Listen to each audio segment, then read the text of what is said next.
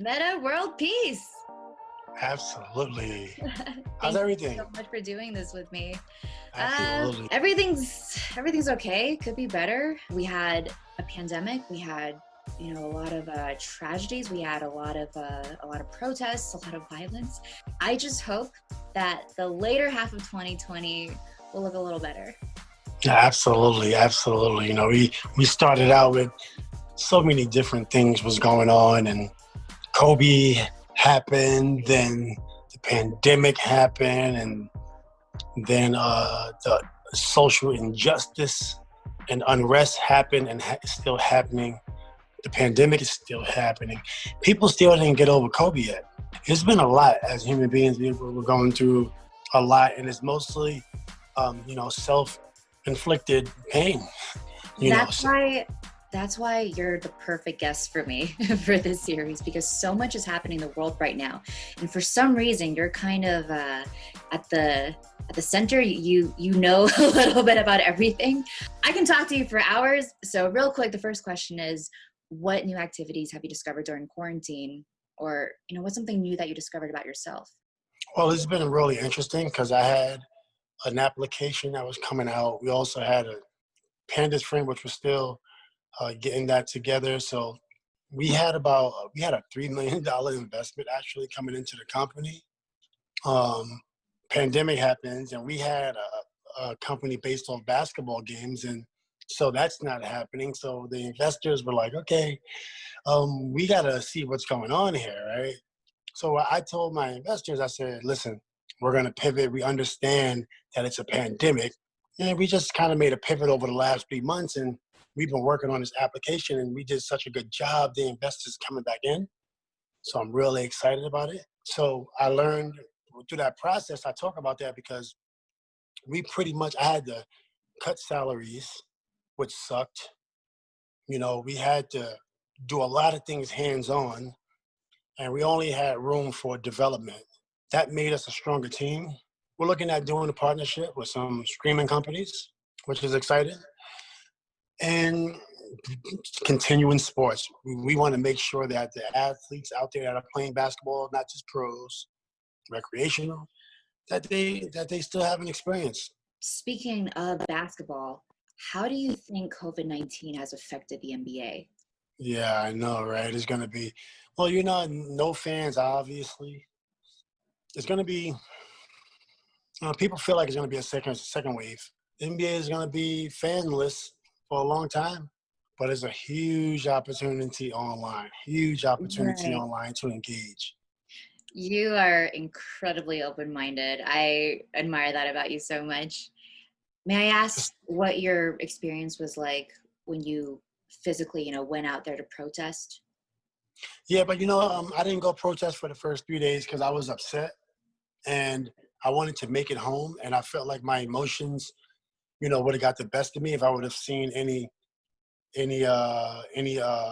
protester become harmed. So I said it's probably in my best interest that I stay home because I didn't think I was going to make it back home.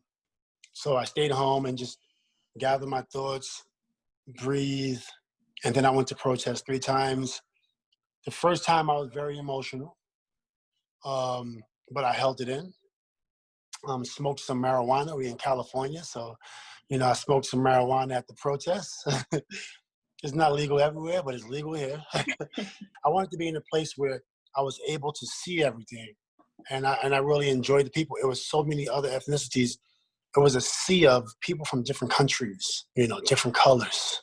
It's amazing, and some people think we're saying, well, it's not me. I didn't come up with Black Lives Matter. Honestly, I didn't even like it the first time I heard it. I'm like, what is this? Really? How but, come?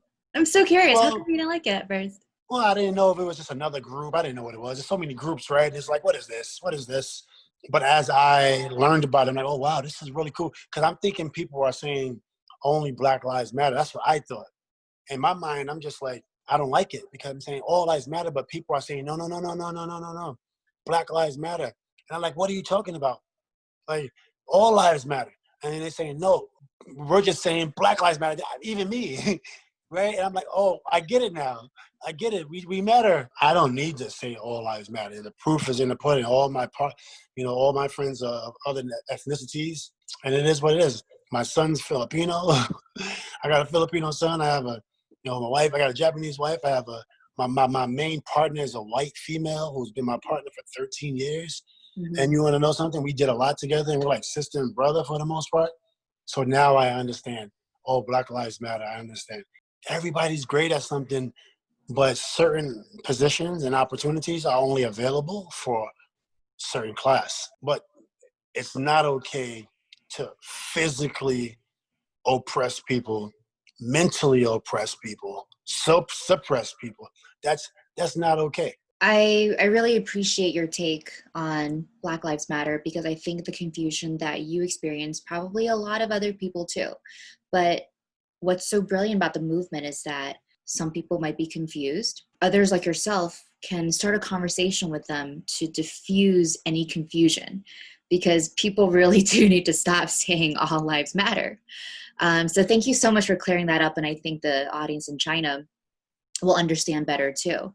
One final thing I did want to ask was, what do you think about the results from the protests? Are we doing enough? Are we not quite there yet? What do we have to do to fill in that gap? Just, read. That's the most important thing you can do is read and become more educated. If you're in a lower income area, you're not getting the best education. I hope you know that if you're listening. Right? If you're not getting the best education, you're never going to put yourself in a situation to become self-sufficient. You're always going to be dependent. And if you're depending on the system, sometimes it can work against you. Right? So make sure you continue to read, continue to educate your children, do whatever it takes for you to keep your children together. So try to keep your family together, keep your eyes on the prize, read and stay educated. One last question. I know you are a huge mental health advocate, and it's something that you discuss a lot. And it's something that your organization also tries to promote as well, as mental health awareness. What is one tip that you recommend us to do to stay mentally healthy during the pandemic, during the protests, and possibly the second wave? I think what keeps me healthy is working with other people, and people have the same objective to keep each other safe, and constant communication, with others, constant communication as much as possible. Just because you're in a pandemic, if we go through a second wave, who knows? Just don't forget to call people and have fun. Have fun online, live video if you can. Stay involved.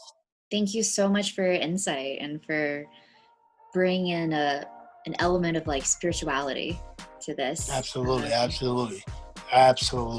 Metta, It's so good and it's great seeing you, and I can't wait to see more of your shows from other athletes and talent. thank you so much. And I hope the next time that I talk to you, hopefully in person, the world would be a bit of a kinder place. It will be. It is a kind place. Don't forget that. There's certain people that are not. The world is amazing. We have beautiful beaches. We have amazing trees and air and water. Fresh rivers still exist. Amazing animals. Don't forget, we do live in a beautiful place.